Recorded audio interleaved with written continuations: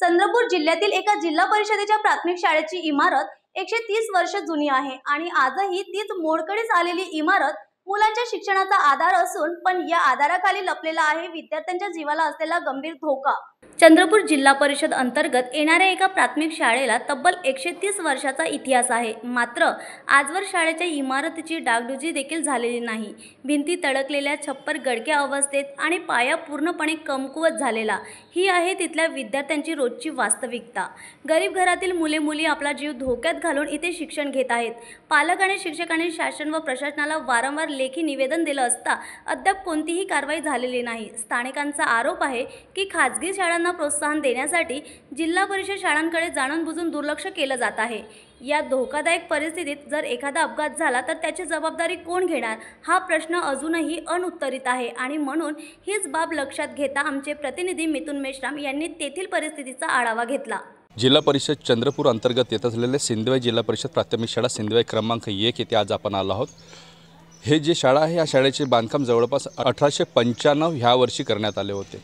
त्यानंतर ह्या शाळेची डागडुजी सुद्धा करण्यात आलेली नाही आणि त्याच परिस्थितीमध्ये येथे विद्यार्थी शिक्षण घेत आहेत।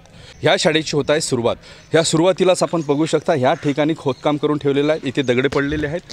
स्थानिक प्रशासन पूर्णतः दुर्लक्ष करत आहेत।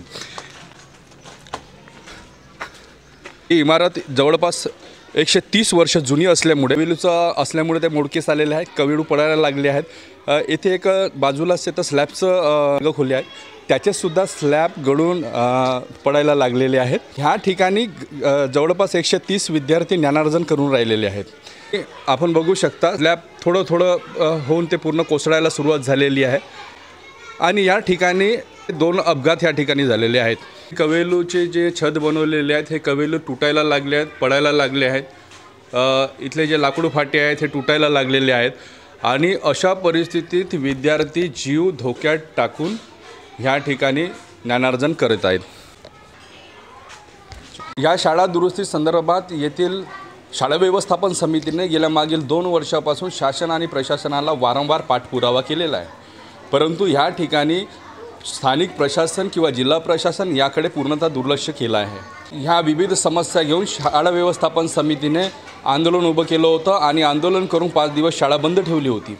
त्यानंतर जिल्हा परिषदचे अधिकारी या ठिकाणी पोहोचले होते आणि त्यांनी लवकरच शाळेचा निर्लेखन करून आम्ही शाळेचा नवीन इमारत बांधकाम करून देऊ अशी तोंडी सूचना शाळा व्यवस्थापन समितीला दिलेली होती, परंतु आजपर्यंत इथे काहीही दुरुस्ती किंवा कोणतेही बांधकाम करण्यात आलेले नाही आहे। प्रशासनाने खाजगी शाळांना प्रोत्साहन देण्यासाठी जिल्हा परिषद शाळाकडे जाणीवपूर्वक दुर्लक्ष केल्याचा शाळा समिती व्यवस्थापन समितीचे अध्यक्षांनी गंभीर आरोप केलेला आहे।